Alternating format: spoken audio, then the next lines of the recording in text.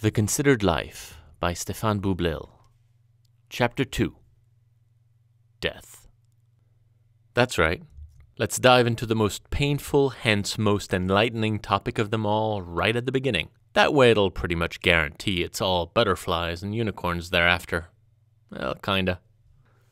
I was made to wait a fairly long time to experience the death of someone close to me. Even though I faintly remember a phone call coming into the house when I was still quite young announcing my father's death, I never knew him well enough to be much affected. Many years later came my mother's father's turn to be recalled, an event for which I still have not begun to grieve. The year was 2000. My maternal grandfather was Frank Purcell, a giant of a man, one of those people who chose to matter in his life where so many of us simply bear witness to the cacophonous surroundings. Humbly born in Marseille in 1913, life was as hard as imaginable for a poor kid without much to his family's name. But he knew one thing for certain, that music sounded to him like it did to no one else around. He didn't just listen, he heard. Not content, as I was while learning the basics from him at a young age, to impress girls with his ability, he considered himself at the service of music, not the other way around. Little did he know, when he was learning to play the violin and drums before he was 10, that his years of willful servitude would eventually pay off, and that he would come to invent a new genre of music. Indeed, you can blame my grandfather for that orchestral instrumental of Let It Be you're now cringing to in the dentist's waiting room. Yeah, the one with the sweeping violins. That's right, he was one of the inventors and most famous conductors of Muzak. Google it. He and my grandmother took care of me for most of my early childhood, for lack of a less absorbed parental alternative. They were kind to me, patient, and most important perhaps, perpetually entertained by a vociferous child who would set fire to a long, straight line of spilled rubbing alcohol on their terrace to see if he could outrun it. A juvenile sociopath who would respond to lovely old ladies asking if he liked to ski that, no, actually, gives me diarrhea. And an inveterate show-off who would put out a tip jar while lip-syncing to prized Muppet Show albums in front of their duly assembled neighbors. Yeah, I was a handful. And yes, my grandfather always encouraged me to be whoever I thought I was, no matter how ridiculous. Through the years and my rapid descent into mediocrity, his hopes for me never diminished. As I sunk deeper into what my parents superficially perceived to be the dead end of academic failure, he looked at me, still with a twinkle of possibility. Perhaps nothing more than the effect youth has on the aging, but effective nonetheless. He never said anything, never had to. I understood from his typical eye roll and inimitable shrug that beyond the reprimands, beyond the disappointments, beyond the gray skies, bluebirds flew, somewhere, over a rainbow. Years later, when my grandfather succumbed to Parkinson's disease, he did not lose that outlook on life. The illness actually enhanced it. As his body slowly tightened its grip, his mind would learn acrobatics, allowing him to ironize in front of his frightened wife and uncertain only child, my mother. He had a knack for the step back and laugh about it, a special occasion dance move he bequeathed to my brother Sebastian and me, unsuspectingly so, generously, naturally, not merely as a gift of cynicism or disenchantment, but rather as a sign that balancing rationality with a point of view was going to be important. Living as he saw fit did not entail disregarding reality. Rather, reality was required for perspective and interpretation. This is a lesson I learned early and better than any scales he would attempt to teach me, for, unbeknownst to either of us, he was the prototype practitioner of a life considered. At least he was mine, the first and only to show me that references need framing, that affairs demand stating, and that consequently events can turn. Necessity was not the mother of his invention. Desire, chaperoned by purposefulness and third-wheeled by tenacity, was. And it led me to understand, many years later, that his success was not born of what he did, however modern it might have been at the time, but of who he was, not merely a compendium of musical skills, but the designer of the program. You may not appreciate the result and certainly not be faulted, but the living example of developing oneself to one's end was a process that impressed upon me the necessity of vision, in contrast to consensus. And one November afternoon, after many months of fighting, his end did come. He was taken to American hospital in Paris, for his now frail composition could no longer absorb the shots the unexpected ailment was firing. My mother, unable to remain a mere witness to her idol's ignominious suffering, did the only thing she knew to be right. She allowed his life to conclude. And I fought her, misunderstanding the lessons learned, misinterpreting the gesture and mistaking her for a murderer by neglect. How could you? I yelled through my tears of anger. How could she, after not being there for me, take him now? I had not yet cried for his inevitable passing, but wept as a response to the violence of death's arrival, my body distorted from utter incomprehension, wanting, needing to explain that he alone had been a flickering light of grace in my room, long darkened with the creeping disappointment of the ordinary. Without him, I would be nil. I would simply be regular me. Did she not understand that? Did no one care? It took me years to understand that she, in fact, felt the same about him as I did. That she, in fact, took nothing that he had not readily given away after a life lived fully with nary a regret about the past or worry about what would happen next. She felt the same way about him and was at least able to do that which I was not. Consent to his human right to revoke membership in a club whose perks he could no longer enjoy. We took him back home that night. His wife, my brother, my mother, and I, still alive, keeping vigil over his now unfed body. I was calm, resolved, and willing to wait fate out. 3 a.m. was the time death chose to make the call, and I did not find myself stoic, shocked, or relieved, simply conscious that this was unquestionably the next act of life for my grandfather, logical and sensible. I touched his lifeless shell, not yet cold, and I could not help my mind wandering to the movies in which the supposedly dead guy's eyes opened with an orchestral thump one last time before closing forever in order to give the audience a jolt. It would have been fitting, but his eyes remained closed. I embraced him and said thank you. Merci, Papy. His death allowed me to put in practice what I had only heretofore theorized, that death is worthy of more than tears for fear. It is worthy of love. Truth be told, and quite surprisingly for an event so preponderant, it is a seldom understood abstraction. Rarely do we realize, and we are hardly ever reminded, that we, in fact, start dying the day we are born, the very second we utter those first cries out of the holy tunnel. Death, the most feared concept in human experience. Death, a word people dare not pronounce. Death, under whose threat we will betray and with whose penalty we will punish. Death is the cornerstone of life, for it is the fear of it that often guides our decisions about what to do or not do. It is the deadline. We are but silly putty in its hands because we refuse to understand it. It is not that we cannot, but that we refuse to acknowledge it, and through that refusal, we decline understanding. When you are dead, it pains me to think anyone may need reminding, but you are no longer alive. What is done is then done. What is written is then bound, and there is nothing that can be changed to reverse that after the last leap is taken. Many a paragraph can boast to explain the other side, but we have to admit that the only actual experience of death that the living have access to while alive is grief, a feeling so intimately familiar once experienced that it feels as if one knows. A fleeting thought I certainly entertained when my grandfather died. We know the facts that lead to death. He went to sleep and did not wake up. The mind just caved in on them, etc. We know that when the heart stops, there is no more laughing at Uncle Andy's silly jokes, no more Steve Jobs keynotes, no more getting in trouble for skinning the neighbor's cat. We know that traditionally the body then gets either harvested, dug into the ground, or burned at the bequest of the will or the family. We know little else, so why not stop there? Let's go no further in trying to divine anything past what we know, shall we? Because based on that empirically acquired knowledge, I see no reason to be scared of death. Reasonable sadness? Conceivably, but there is little fear to be felt there. Perhaps fear has more to do with a life spent unfulfilled than with finality.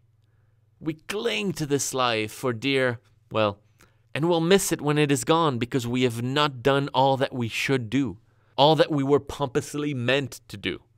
That is the real problem, isn't it? Not having enough time to accomplish between now and then. Since death can come at minute 1 as easily as year 111, for any reason, at the hand of anyone, why worry about it? Why worry about something we cannot possibly control?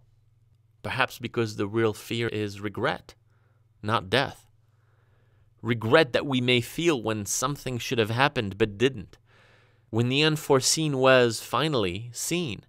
When one ended up boringly safe and not delightfully sorry to have leapt into the experimental life. Ironically, we have control over such regrets during our lifetime. It is actually quite simple to obliterate them by pursuing a life of self-knowledge and acting on the findings, by living a considered life. We have crowned death as the standard for bad in our overly simplistic binary emotional system, because it is very painful to the ones who stay. We get used to things and people, and we do not want to let go of them, because we worked hard to earn or steal them. And since we are taught early to value the ethics of work, we would be hard-pressed to devalue its rewards. That said, I do not believe that our vocal appreciation of said things and people and their eventual loss by way of death is based on value, but rather habit. We're used to perpetual consistency, a habit we cannot shake, our worst enemy, in fact. And life is one hell of a habit. Every second is another the addiction gets harder to purge.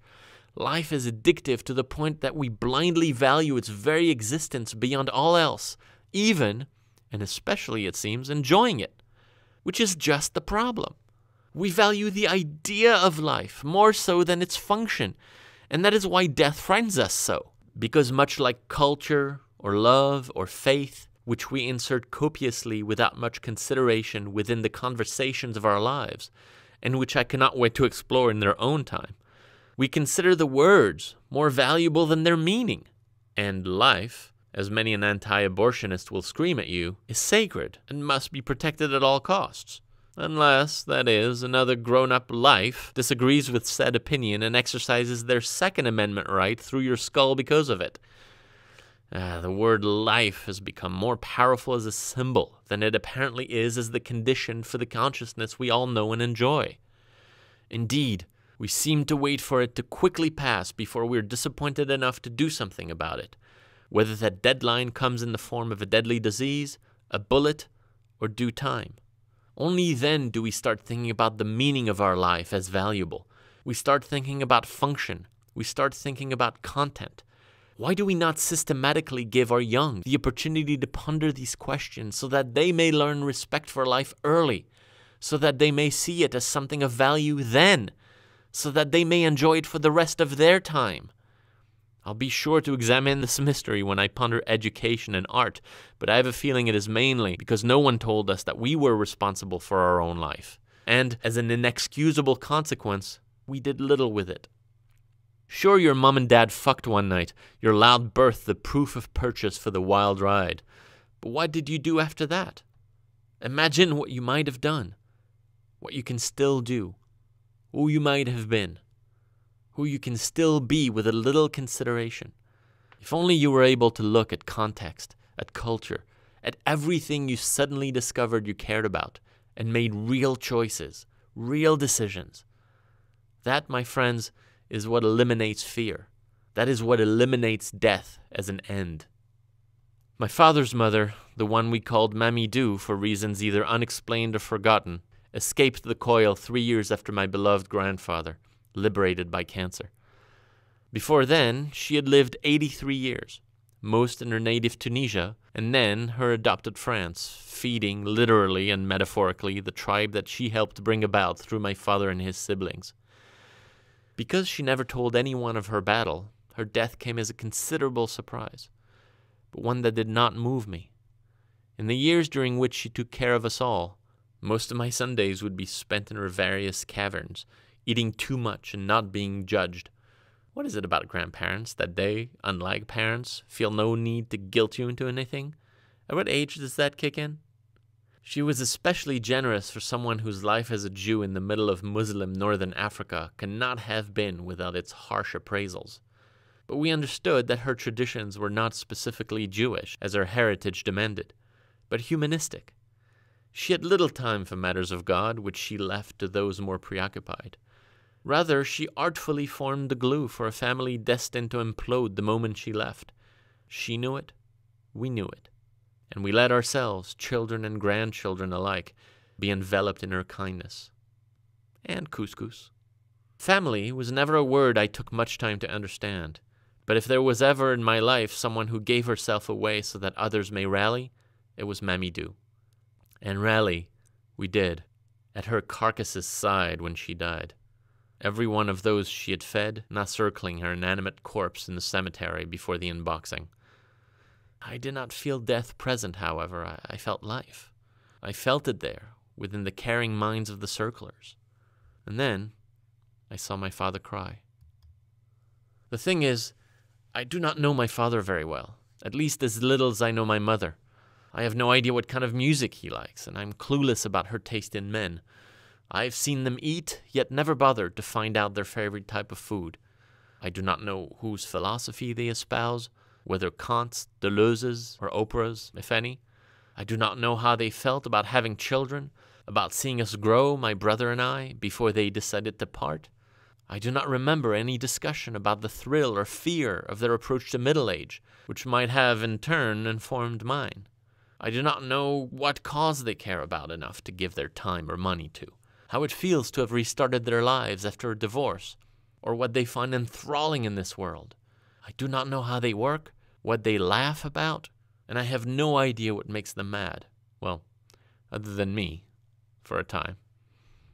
How is it that I made it to this point in my life without having answered any of those questions? I grew up with parental prototypes who kept me safe, never wanting, surely, but oblivious to the methods of their madness. My own impetus for self-discovery, ongoing still by way of regrets, bitterness, anger, and confusion, not to mention a self-prescribed detour through the psychiatrist's diploma-adorned office in a quest to comprehend the why, or ignore it, I forget which. All in all, a positive, if still unfulfilling outcome. But as much as I would like to, and I try every day, I cannot blame them. That is because we all, parents and children alike, racing against various clocks in these ill-fitted bodies, and for most of our allotted time, assign little value to the consideration of others, whether near or far, customizing the past to fit our present and leaving the responsibility to future generations to sort out the mess we create. We largely act as if a broad and reasonable understanding of life, that which takes reflection, is the exclusive province of the moneyed few, something we hurried masses have limited time for, except at the end, of course, when our schedule wraps up and we are literally dying to tell our stories, which is why funerals are chock full of them, the ones unreported when we were still breathing, told at best by sorrowful witnesses and at worst by unfitting and disapproved raconteurs. What would we have related and what would we have omitted? How would we have wanted to be remembered by strangers and kin alike? Should such a task not fall under our responsibility and not that of the appointed eulogizers? Certainly, but an interesting life must be lived before it can be recounted. Those were my thoughts as I watched my father feel unabashed torment before his deceased mother. Why, I wondered, why is he so distraught? Is it something he might have said to her? Is it all that he never took the time to? Is it that he, among this large group of people, feel intrinsically alone? Is it simpler than that? Is it exponentially more complicated? I don't know. Letting one's tear ducts loosen certainly does not call into question one's strength, nor should it be considered an admission of regret.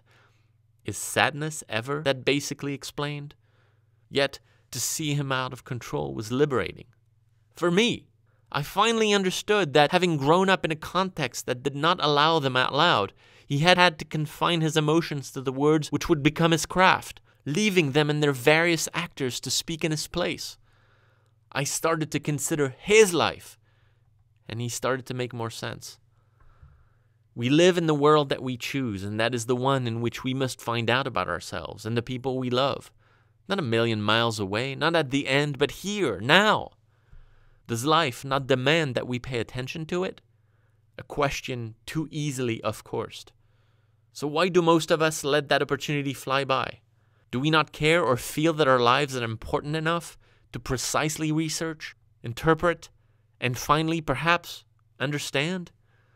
Or should asking, what is it all about, be exclusively reserved for times of grief?